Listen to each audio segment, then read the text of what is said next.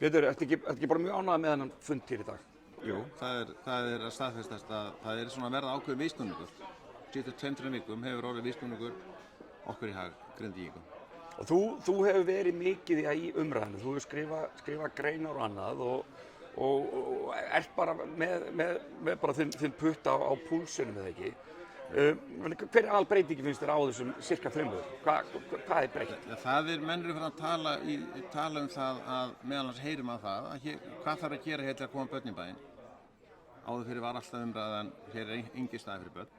Ég er ekki að segja eins og endilega komið núna, en það plan sem að menn er að stilla upp hérna svona kaffistofunum er að hér verði bara komin daggæsla annarsta vor, ekki leikskóli fyrir haustið eins og annar skóli.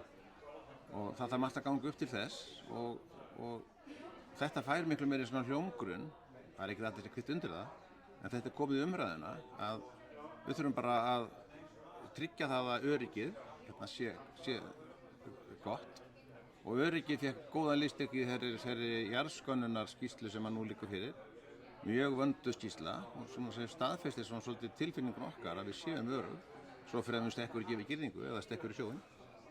Þannig að við erum öryggismálin er alltaf nummer 1 og við þurfum að byrja á því að sannfæra allan það að það er öruggt að vera í Grindavík og þessi umræða núna er vegur í því og leið að það er komið þá er ekkert að vanbúin að bara hlaða allar fallbyssur og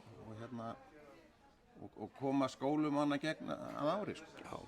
Ég meina svörin sem komu hér fram í dag, varstu ánægður með þau? Hefðirðu viljað fá skýrari svör við einhverju? Eða? Ég held að það sé ekki hægt að fá neitt skýrari svör af þetta, við þurfum bara, þetta er svolítið undir okkur komið. Við þurfum að ákveða hvað við ætlum að gera og við erum að biðja þau að vera með okkur. Við erum mjög hægt til þess að meta hvort við förum og hratt eða hægt og ég skynja þannig að raddir okkar sé að heyrast meira og við höfum meiri áhrif en áður. Já, en þó er það ekki þannig þótt að við viljum taka stjórnina eins og þú svona bara komst inn á.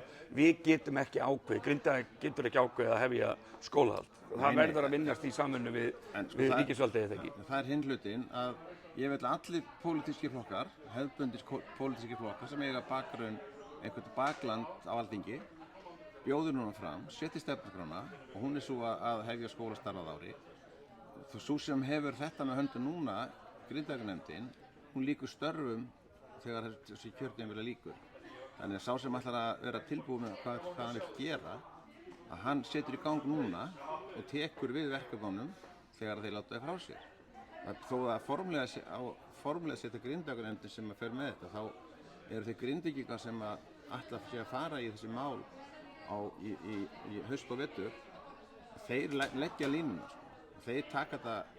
Þeir þurfa að fara að undirbúa það og klára það að við ætlum að koma hérna á staðfestu öryggið, tryggja það að við getum verið í húsunum okkar og hann staðfestið það hann Örn frá Þórkötlu. Það verður annað framleng, sá sem ákveður að koma núna, hann getur verið í húsinu þínu, úti þá endilega á hagstæðum kjörum, einhverju formi. Það er stór áfengi. Svo þarf náttúrulega að koma versluninni, matarversluninni, það er næsta skref. Og síðan er það bara að auglýsa skólan og þá ertu komið með þennan grunn til að fara að byggja samfélag. Byggja samfélag, akkurat. Þegar þú ert komið með öryggi, þú ert komið með atvinnu, þú ert komið með mat. Íþróttirnar alkomnar til Grindavíkur. Já. Og síðan við erum menn til þess að meta það, hvort við förum á hægt eða hratt og við viljum fara á fullu krafti í þetta. Tíminn vinnur ekki með okkur. Fólk þarf að ákveða fljótt að koma. En það er enginn að taka ákvarðanir í skyndi ef þú ert ekki með öryggi að vera hérna og svo bara þetta passar sumum öðrum ekki en þeir sem eru hérna það liggur á núna að taka höndur saman, hlaði allar byssur og fara að vinna á fullu krafti.